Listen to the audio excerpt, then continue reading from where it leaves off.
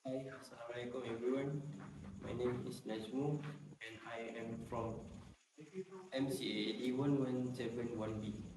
So today I'm going to take you through some exciting photography technique that can add depth and creativity to your image. First of all, I want to I want you to know about the panning shots. So basically a panning shot of a movement subject, the background blurred to convey motion. Panning shots are a great way to capture motion by following your subject with your camera as it moves. You can create a dynamic image with a blurred background. So here are the example of my panning shots.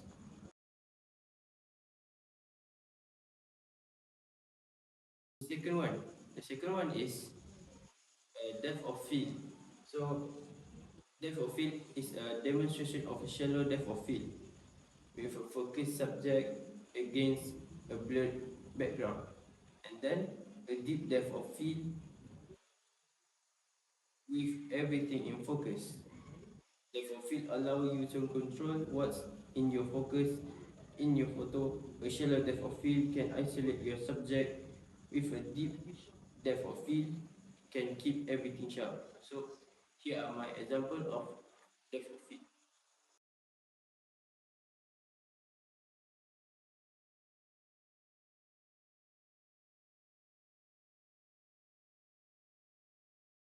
Number three is height shutter. So a height shutter speed capturing a fast moving subject frozen in time. A height shutter speed freeze action, making it perfect for capturing fast movement subject without blur. Here are my example of height shutter speed.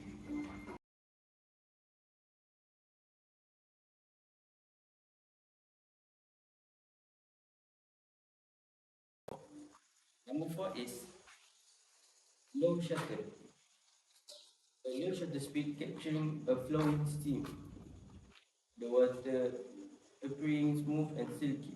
Conversely, a low shutter speed can create a sense of motion blur, perfect for capturing the flow of water or other movement element or other moving elements. So, as we can see here, uh, my example of low shutter speed photography.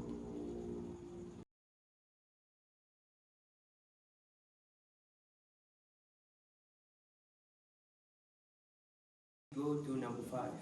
Number five is cool color. What is cool color? A cool color is a photography with cool blue tones, evoking a serene mood. Cool colors like blues and greens can evoke a sense of calmness and tranquility in your photos. So here are my example of cool color.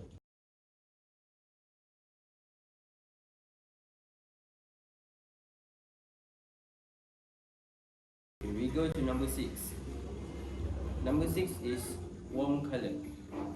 A photography with warm orange tones, creating a cozy and inviting atmosphere. On the other hand, warm color like red and orange can bring warmth and energy to your image. So basically, a warm color is using tones like red and orange. So it can make our photo more energy. So here are my example of warm color.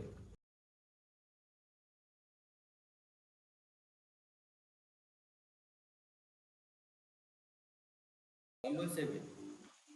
Number seven, we go to light. It's called hard light. Hard light is a demonstration of hard light casting strong defined shadows. Hard light creates strong defined shadow and is often used for dramatic effect in photography. So we can see here, hard light can cast a shadow like a truly black shadow, hard shadow. So this is we call hard light. Here are my example for the hard light.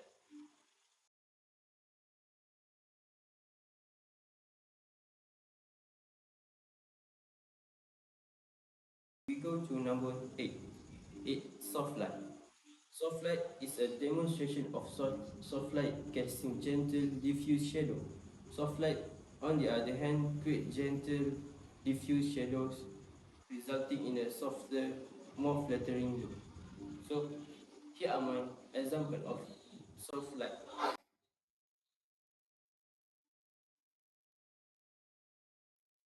We go to number 9. Number 9 is drawing with light. So what is drawing with light? Drawing with light is a long exposure shot of someone using a light source to draw in the air. Creating light trace drawing with light involves using a long exposure to capture the movement of a light source, allowing you to create unique and artistic image. So here are my example of drawing with light.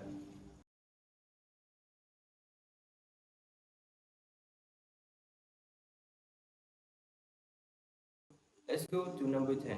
Number 10 is multiple exposure. So multiple exposure image combining two or more image into one. So we use a slow shutter to combine many photos in one image. So multiple exposure is a technique where you combine two or more images into a single frame, creating a unique and softened and often surreal effect.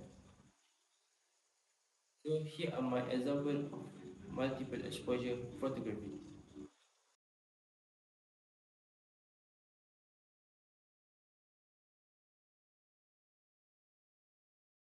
We go to the next. Number 11.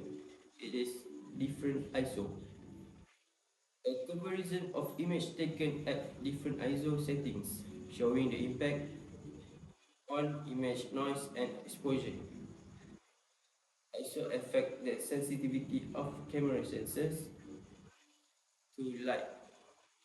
A high ISO can be useful in a low light situation but may introduce more noise into your image. Okay, now we go to number 12. It is artificial light. A demonstration of a photography lit entirely by artificial light, showcasing the control and activity it offers. Artificial light gives you complete control over the lighting in your scenes, allowing of creative effects and precise adjustment. So here are my example of artificial light.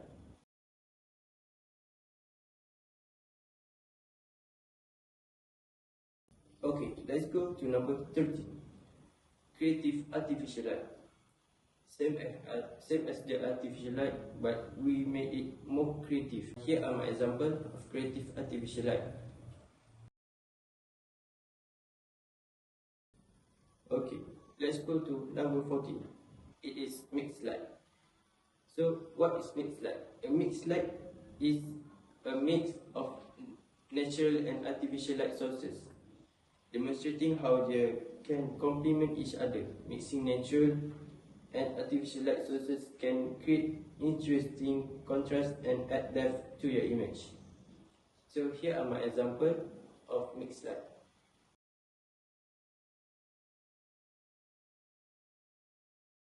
Let's go to number 15. So we get into composition. So in composition we have line, shape, pattern, rule of third, and framing. So here they are. First composition is line.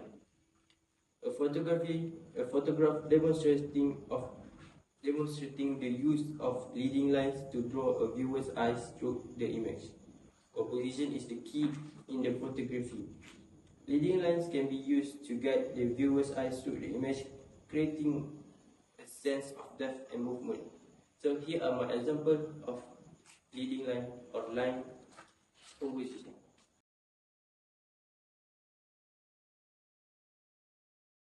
Let's go to the next. That is a shape composition. So a shape, interesting shapes as the main focus, demonstrating how they can create visual interest. Shapes can be used to create strong focal points in your image, drawing the viewer's attention and adding visual interest. So here are my example of shape.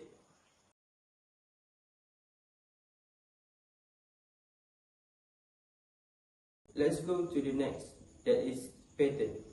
So what is pattern?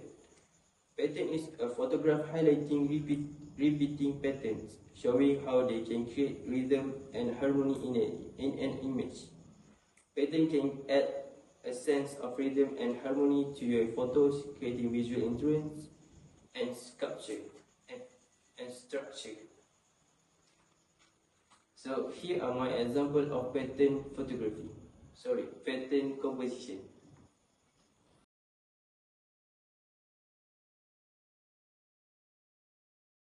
Okay, let's go to the next. This is a worldwide composition that photographer may know. So this is rule of thirds. Rule of thirds is a demonstrating a rule of third grid overlaying of photograph, showing how it can be used to compose a balanced and visually appealing image. The rule of third in a classic composition techniques that divides your frame into 9 equal parts using 2 horizontal and 2 vertical lines.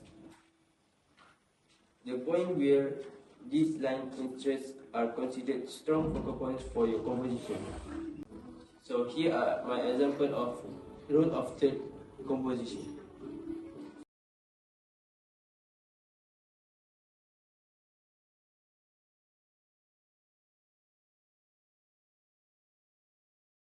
Let's go to the next composition, that is framing.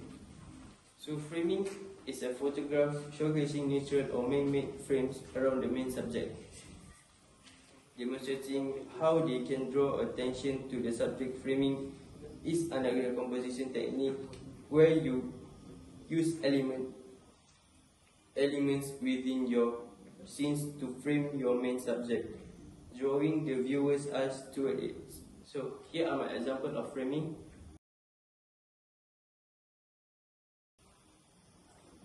Okay, now we go to white balance. White balance is a demonstrating how adjusting white balance can change the mood and tone of a photograph.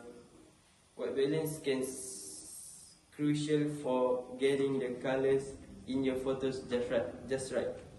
By adjusting the white balance settings, you can ensure that the colors in your image are accurate and true to life. So here are the white balance in my camera settings.